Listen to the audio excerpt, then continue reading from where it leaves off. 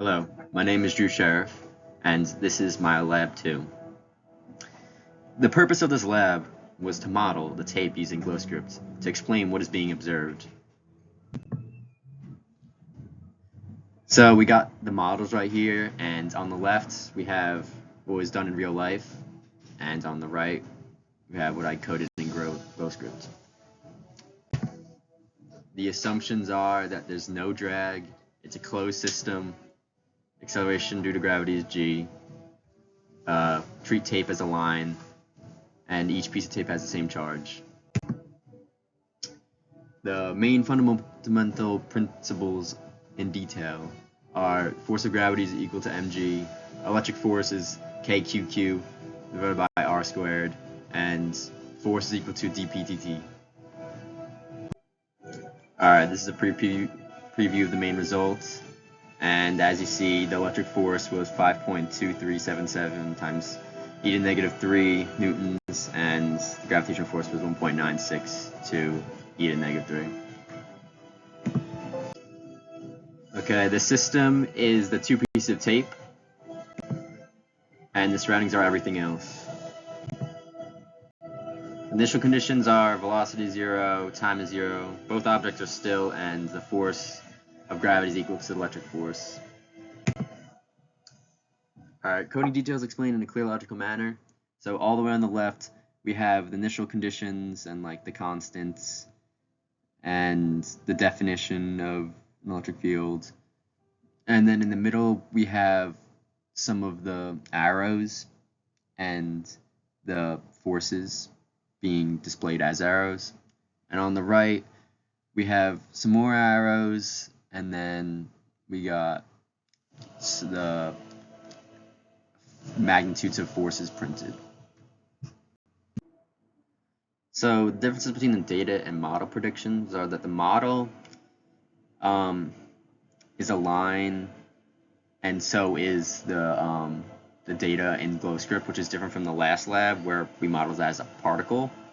So that's similarity. Difference is that in real life we have other things interacting, obviously. We got someone holding it up with their hands, and we got the objects holding tape bead up.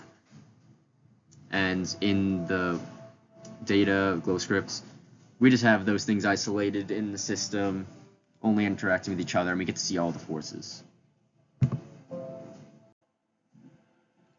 So potential sources of error are in measuring the tape length, width, and other stuff, and if the tape mass is not exactly 1 gram per meter.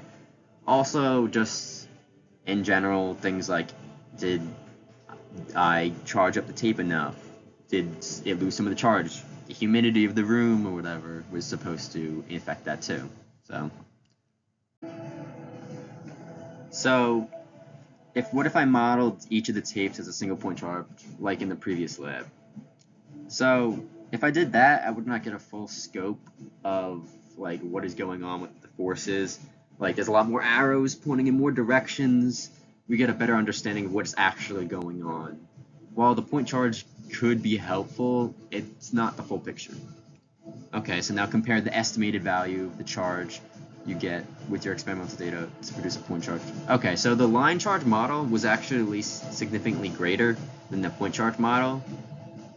So not only did the line charge give us a better picture of what's happening, it also had different results. So why do these estimates differ, and which value is more likely to be closer to the real value, and why? So the estimates differ because the line takes into account different angles that would not be considered in the point charge because they would just be in one plane or one axis, like the y-axis, for example. But with the line, we get forces acting in the x and y. So that gives us more information. And which value is more likely to be closer to the real value?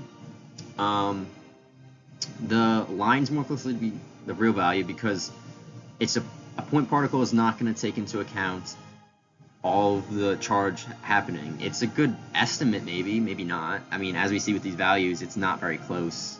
So I guess the point charge isn't really a good estimate. But the line is a better estimate to the real value because it's taking into account more particles and it's getting a better picture of what's happening.